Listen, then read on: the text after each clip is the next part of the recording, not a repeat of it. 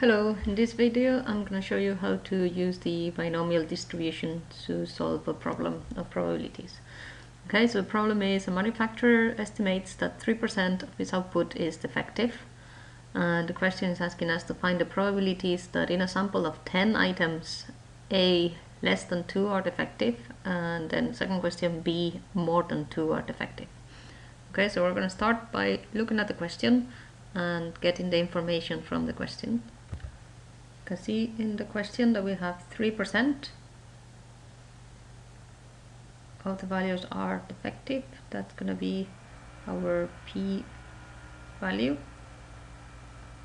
is going to be 3% or 0.03, and our Q value, the probability of not defective, is going to be whatever is left over till 100%, so 97%.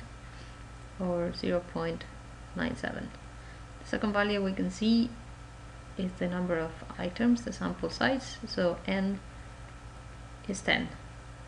So we're looking at defective or non-defective. Our value of n is 10, our sample size is 10, so we're going to be using a binomial distribution. The formula for the binomial distribution to calculate the probability of x being equal to or a particular value is equal to n factorial, our sample size, over n minus r factorial, or factorial, this is our combinatorial number, multiplied by q to the power of n minus r, multiplied by p to the power of r. So now we go back to the question, and part A says find the probability of less than 2 are defective. So less than 2 can be non-defective or 1 defective. For non-defective, the probability of x being 0 is going to be equal to, we put in all the values in our equation, 10 factorial, 10 minus 0 factorial is another 10 factorial, 0 factorial by definition is 1, so all of this is equal to 1. Then we have q 0.97 to the power of 10, 10 minus 0 is 10, multiplied by 0.03 to the power of 0.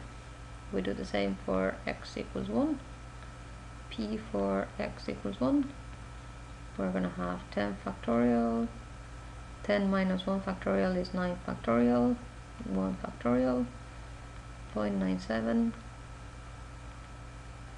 to the power of 9, and 0.03 to the power of 1. We work out those two numbers. Those numbers are 0.7374 and 0.228069. So the probability of x being less than 2, the number of defectives, is going to be equal to the addition of those two, 0 plus the probability of x1. We add up the two numbers, 0.7374 plus 0.228069. That's point.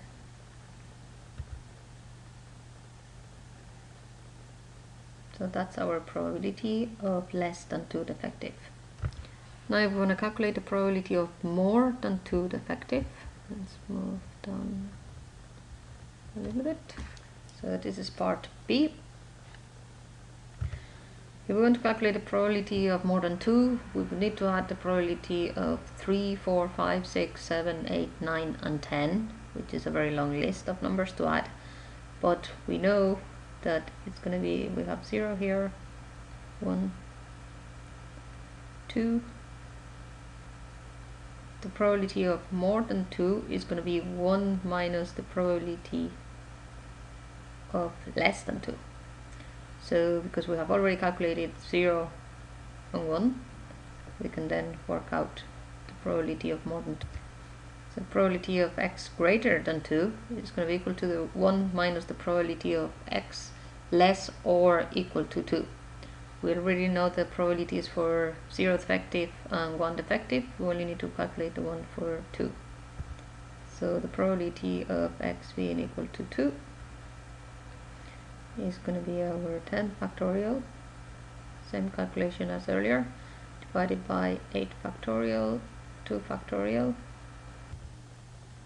0.97 to the power of 8, and 0.03 to the power of 2.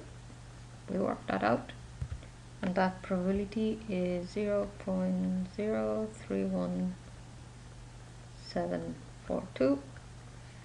So now we're going to have 1 minus, and then in a bracket we're going to have this value from earlier, the 0 and 1, so 0.965. Remember, this is the addition of the probability of x being equal to 0 defective and 1 defective, so less than 2, and then we need to add the probability of equal to 2.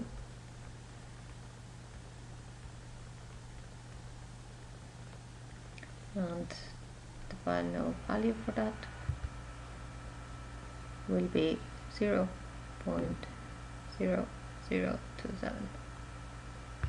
And this is how you use the binomial distribution. Bye.